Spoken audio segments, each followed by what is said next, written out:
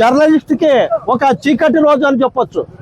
నిజంగా ప్రభుత్వానికి ప్రజలకి వారధిగా పనిచేస్తున్నటువంటి జర్నలిస్ట్ వృత్తికే మచ్చ చేసే విధంగా ఈరోజు ఆంధ్రలో ఈ సంఘటన జరిగింది. నిజంగా ఆంధ్రజ్యోతి పేపర్లో ఎర్రమట్టి గరుసు గురించి కథనం రాస్తే ఆ కథనం రాసినటువంటి విలేకరిపై చర్య తీసుకోవాలని సీనియర్ అయినటువంటి ఒక గుడిసె కృష్ణమ్మ డిఎస్పీ గారికి కంప్లైంట్ ఇవ్వడము ఇది ప్రజాస్వామ్యానికే గొడ్డలి పెట్టిగా జర్నలిస్టులందరూ ముఖ్య కంఠంతో ఖండిస్తున్నాం. ఆదోని చరిత్రలో ఎవ్వరు కూడా ఇంతవరకు ఒక జర్నలిస్టుపై వరుస కథనాలు రాసినటువంటి వైసీపీ ప్రభుత్వం కానీ ఇంతవరకు ఒక కంప్లైంట్ చేయలేదు. అలాంటిది ఆంధ్రజ్యోతి తెలుగుదేశం ప్రభుత్వాన్ని వెలుగులో చీకట్లో ఉన్నాడు దాన్ని వెలుగులోకి రావాలనేటువంటి ఎన్నో కథనాలు విస్తృతంగా ప్రచారం చేసుకేసి కూటమి ప్రభుత్వం నాయకులే ఈ విధంగా ఆంధ్రజ్యోతి విలేకరిపై కేసు పెట్టడము చాలా సిగ్గుచేటు, శోచనీయము. మేము ఇక్కడున్నటువంటి విలేకరు అసోసియేషన్లు అన్ని కూడా ముక్త కంఠంతో ఈ యొక్క కేసుని మేము ఖండిస్తున్నాము. ఆమెను తీవ్రంగా గారిపై విలేకరులు నిజాలు నిర్భయంగా రాస్తే పత్రికకే ఒక గొడ్డలు పెట్టు, ఇది ప్రజాస్వామ్యానికే గొడ్డలు పెట్టు. ప్రజాస్వామ్యంలో 4th ఎస్టేట్ గా పిలువబడుతున్నటువంటి పత్రిక రంగాన్ని నాశనం చేయాలా, నిజాలు నిర్భయంగా రాసే వాళ్ళని భయపెట్టేయాలా అని చూస్తే మీరు ఎంత భయపెట్టిస్తే మేము అంత ఇంకా బలోపేతమవుతాము.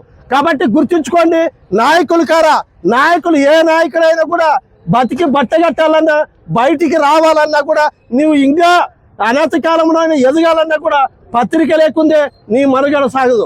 మేము అనుకుంటే ప్రతిరోజు మీరు చేస్తున్నటువంటి అవినీతి కార్యక్రమాలని ఇక నుంచి క్షుణ్ణంగా పరిశీలిస్తాము. ప్రతిరోజు కూడా ఇదే విధంగా ప్రచురితం చేస్తాము. మీతో దమ్ముంటే ఎన్ని కేసులు పెట్టండి, మేము కానీ చూసుకుంటాం. మాకు కూడా ఐజాయింట్ ఇండియో జర్నలిస్ట్ అసోసియేషన్ ఉంది. ఒకవేళ మీరు ఆ విధంగా అయితే మేము కూడా మా విలేకరులు పెట్టినటువంటి కేసుల గురించి మేము కూడా సీఎం దృష్టికి ఈ విషయాన్ని తీసుకొస్తాము. ఇప్పటికైనా ఇలాంటి తప్పుడు కేసులు పెట్టేటువంటి దాన్ని మీరు మానుకోవాలి. ఇప్పటికైనా మీరు అవసరమైతే అభివృద్ధికి పాటుపడండి, మీ గురించి మేము రాస్తాము.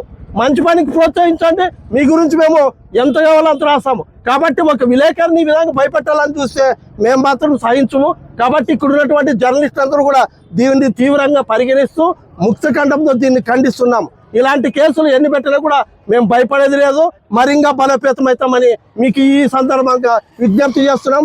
ముఖ్యంగా గుడిసె కృష్ణమ్మ గారు ఈ విధంగా చేయడము చాలా దారుణము. ఆమెను పార్టీ నుండి కూడా సస్పెండ్ చేయాలనేది మా యొక్క నినాదము. కాబట్టి ఇక్కడ ఉన్నటువంటి సభ్యులందరూ ఈ విధంగా మేము ర్యాలీగా బయలుదేరి వచ్చి ఇప్పుడు సబ్ కలెక్టర్ గారికి మెమోరాండం ఇవ్వాలా, డిఎస్పీ గారికి మెమోరాండం ఇవ్వాలని కోరుతున్నాము. ఇక్కడ అనేక సంఘాలు వచ్చినాయి కాబట్టి వేరే వాళ్ళు ఉన్నారు కూడా, వాళ్ళకి కూడా అవకాశం ఇస్తున్నాము. నా పేరు దేవదాసు, ఏపీయూడబ్ల్యూజే జిల్లా ఉపాధ్యక్షులు. విలేకరి అక్రమాలు జరుగుతుంటే ఎర్రకొండపై అక్రమాలు రాస్తున్నారని జరిగిందని రాసినాడు. దానిపైన ఆమె ఏమి తెలియకున్నట్ల జర్నలిస్ట్ పైన అసలు కేసు ఫిర్యాదు కూడా చేయకూడదు, ఆమె చేసింది. యాక్చువల్గా ఇట్లా చేయడం వల్ల ఆమె పైన రిటర్న్ కంప్లైంట్ చేసి ఆమె పైన కేసు నమోదు చేయించి ఆమెను శిక్షించాలని నేను కోరుతున్నాను. మా తరఫున పార్టీ నుంచి సస్పెండ్ చేయలేం, మా సంఘాల తరఫున డిమాండ్ చేస్తున్నాం మేము. ఓకే, నా పేరు ఎంకే ఆంజనేయులు, ఎన్టీవీ. ఆంధ్రజ్యోతిలోన గరుసు దొంగలపై అని ఒక కథనం వచ్చింది. ఆ కథనంలో వాస్తవాలు దానికి సంబంధించిన జిల్లా అధికారులు కూడా తెలియజేశారు. అక్కడ 3వ తేదీ వరకు వాళ్ళకి లీజ్ పర్మిట్ ఉంది, తర్వాత లేదని చెప్పారు. కానీ గుడిసె కృష్ణమ్మక్క ఒక ప్రెస్ మీట్ పెట్టి ఏదైతే పత్రిక ఆంధ్రజ్యోతిలో అయితే ఏదైతే వచ్చిందో తప్పుడుగా నా మీద బ్లేమ్ చేస్తున్నారు, నన్ను రాజకీయంగా ఎదగనీకి చేస్తున్నారు. నాక మిమ్మల్ని రాజకీయంగా ఎదిగించింది కూడా ఒక పత్రికే. మీరు ప్రతి ఒక్కసారి పోయినప్పుడు మాకు ఆ పత్రిక వాళ్ళు హెల్ప్ చేశారు, వీళ్ళు చేశారు అన్నారు. కానీ మీరు పత్రిక మీద ఈరోజు ఇలా మాట్లాడటం చాలా దురదృష్టకరం. అలాగే మీరు 3 సార్లు రాసినారు, 4 సార్లు రాసినారు పేపర్లని అధికారులకు చెప్తున్నారు, ప్రతి ఒక్కరు చెప్తున్నారు. మీ ప్రధాన అనుచరుడు కాదా ఎవరైతే గర్స్ చేస్తున్నారో? మీ ప్రధాన అనుచరుడు రాస్తే తప్పేముంది? అక్కడ మిమ్మల్ని ఏమైనా కించపరిచినారా? మీరే చేస్తున్నారని చెప్పారా? లేదు కదా. మీ ప్రధాన అనుచరుడు మీరు ప్రతి పార్టీ మీటింగ్లో మా అన్న మా తమ్ముడు మా అని చెప్పుకుంటుంటారు కదా, మళ్ళీ మీ అనే రాసిన దాంట్లో తప్పేముంది? మీరు అంత రియాక్ట్ అవ్వడానికి అంటే మీ మీద ఒక పేరు రాస్తే మీ ప్రతిష్ట మొత్తం దిగజారిపోతుందా? దాంట్లో ఏమైనా తప్పుడు వాక్యాలు ఏమన్నా ఉన్నాయా? అంత క్లియర్ కట్గా అధికారులు అయితేనేమి 3వ తేదీకి లీజ్ పర్మిట్ అయిపోయింది, తర్వాత చెయ్యాలా, అంతవరకు లేదంటున్నారు. మీరు రాయల్టీ పేపర్లు ఇంత బండలు చూపించారు. మీరు తవ్విన ప్రతి చోట ప్రతి ట్రాక్టర్కి ప్రతి ఒక్క దానికి రాయల్టీ కట్టినారా? ప్రతిదీ బయట ఆపితే వాళ్ళు చూపించగలరా? మీరు అసలు అసందర్భంగా మీరే వచ్చి మీరే మాట్లాడినారు. ఇది గరుసు దొంగలు ఎవరైతే ఉన్నారో వాళ్ళ మీద రాసిన వార్తలు, కానీ తేలుకుట్టిన దొంగ ఎవరంటే నేనే అన్నట్లు బయట పడినట్లు వచ్చి మీరు మాట్లాడుతున్నారు. ఇది అసలు సమంజసం కాదాక. మీ మీద ఒక రెస్పెక్ట్ అనేది పత్రికా విలేకరులకు చాలా ఉండేది. మీరు ఎప్పుడైతే పత్రికల మీద ఇలా విషయం కక్కుతున్నారో, కంప్లైంట్ ఇవ్వాలని పోయినారో, మీకు ఎవరు చెప్పినారో కానీ చాలా తప్పుడు గైడ్లైన్స్ మీద మీరు వెళ్ళారు. మీరు వెళ్ళినందుకు మా జర్నలిస్ట్ సంఘాలన్నీ ముక్తకంఠంతో మిమ్మల్ని వ్యతిరేకిస్తున్నాం. మిమ్మల్ని పార్టీ నుంచి సస్పెండ్ చేయాలని కూడా ఈరోజు మేము నినాదం ఎత్తుకుంటున్నాం. జర్నలిస్టులకు హక్కులకు కాల రాస్తే ఎవరైనా సరే వాళ్ళని విడిచిపెట్టమని సాక్షాత్ మీరు దేవుడని నమ్మే చంద్రబాబు నాయుడు గారు మన ప్రియతమ ముఖ్యమంత్రి గారే చెప్పారు. అలాంటి వ్యక్తి మాటలు కూడా మీరు పెడచోడు పెట్టినప్పుడు మేము ముఖ్యమంత్రి మాటలు గౌరవిస్తున్నాం. మిమ్మల్ని కూడా అలాగే టీడీపీ నుంచి బర్తరఫ్ చేయాలని ముఖ్యమంత్రి గారికి లెటర్ పంపిస్తాం. మీరు ఇలా చేయడం చాలా తప్పక. నా పేరు సునీల్ కుమార్, జిల్లా సెక్రటరీ జాబ్. బుడుముకాయలు దొంగ అంటే భుజాలు తడుకోవడం అంటే ఇదే. టోటల్ గరసు తోలేదు ఇప్పటి నుంచి కాదు, దాదాపు వైసీపీ హయాంలో కూడా గరసు తోలారు.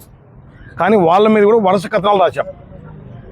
ఎక్కడ కూడా వాళ్ళు తప్పు చేశారు కాబట్టి ఒప్పుకొని వాళ్ళు ఉన్నారు.